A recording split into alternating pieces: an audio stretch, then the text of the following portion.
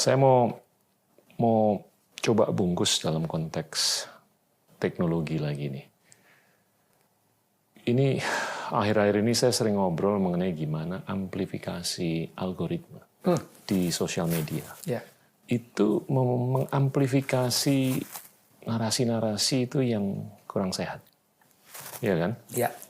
Dan kita bisa panjang lebar lah ngobrol mengenai polarisasi percakapan. Tapi yang saya mau tarik ke ilmu neurologi dan neurosurgery ini adalah kalau saya lihat data-data mengenai penderita penyakit yang dulu tuh yang paling banyak kan nggak jantung, kanker, tapi yang akhir-akhir ini depresi.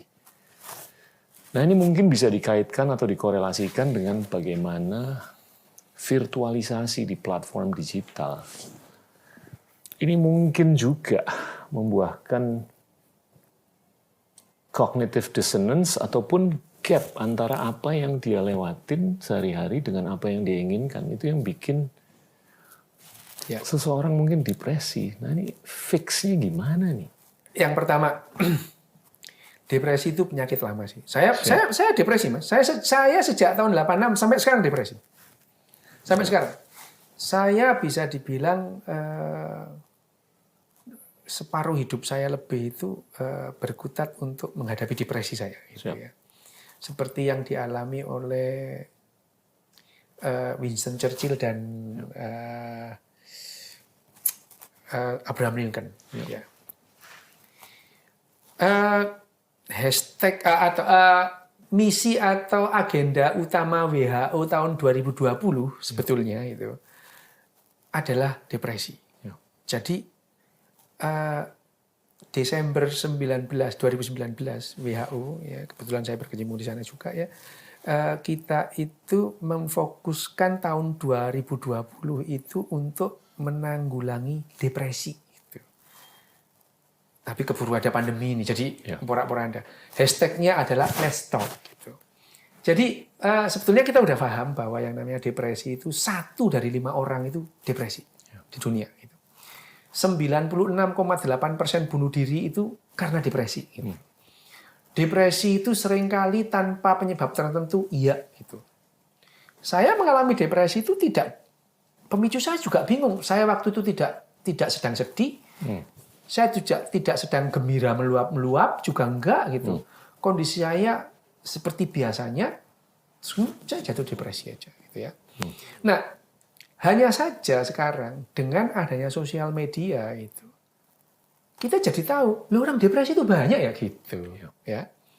Seperti kalau sekarang itu angka stroke atau kejadian stroke di Indonesia itu angkanya meningkat itu. Sebetulnya dari tahun ke tahun sama sih, cuman yang datang ke fasilitas kesehatan itu lebih banyak sehingga yang tercatat lebih banyak gitu. Ya. Depresi dari dulu juga bermasalah. Hanya saja sekarang kabar baiknya adalah dengan semakin kita paham banyak orang depresi, semakin banyak orang yang paham bagaimana menghandle orang depresi gitu. Ya. Saya senang sih. Saya ya sebagai dokter itu terus kemudian melihat depresi itu terus kemudian tersampaikan itu. Bahwa sekarang itu orang itu harus diberitahu kalau hobimu itu ngasih nasihat, kamu jangan deket-deket orang depresi gitu. Orang depresi nggak butuh nasihat gitu. Makin depresi orang dinasehatin gitu ya itu. Itu penting ya. Itu bagi penderita depresinya ini hal yang baik itu. Bahwa sekarang terekspos depresi demikian masif di mana di media sosial, meskipun orang ngomongnya juga nggak karu-karuan misalnya, makanya tuh yang beriman gitu itu ya, imanmu kurang, lempar sepatu nih gitu ya, ya lempar sepatu juga nih gitu. Orang depresi kalau digituin makin depresi dia gitu. Apalagi ya kondisi yang bagus itu malah sesuatu hal yang kontraproduktif bagi orang depresi. Misalnya gini ya, saya anaknya orang kaya ya itu. Terus kemudian saya masih pakai kedokteran, saya nggak kurang apa-apa gitu ya. Saya kok depresi, saya kok sedih gitu. Padahal Orang itu bagi saya itu hal yang merugikan itu. Kamu ini kurang apa sih gitu ya? Kekurangan duit juga enggak, kekurangan apa juga enggak itu. Kamu enggak kurang apa? Kenapa kamu itu kok sedih? Loh, ini adalah sebetulnya hal-hal yang kelihatannya mendukung itu malah memberikan kontraproduktif bagi otaknya orang depresi gitu ya.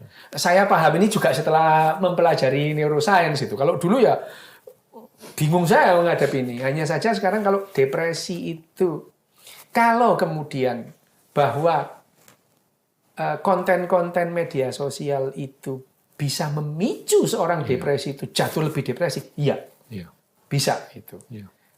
Tapi semakin banyak orang lain tahu bagaimana cara memperlakukan orang depresi, itu jauh lebih penting, gitu ya. Jadi ya meskipun kalau di Indonesia ini kan semua orang jadi ahli semua gitu. Ya, itu satu orang ya ahli psikologi, ahli virus gitu ya itu. Ini di Indonesia ini penduduknya 278 juta gitu. Di Indonesia. Yang ahli virus 260 juta. Ngomongin COVID loh. Kayak ngerti-ngerti ya gitu. Saya pernah itu di grup WhatsApp SMA itu. Setelah 6 bulan saya diem itu. Mereka ngomong COVID-19 saya diem aja itu.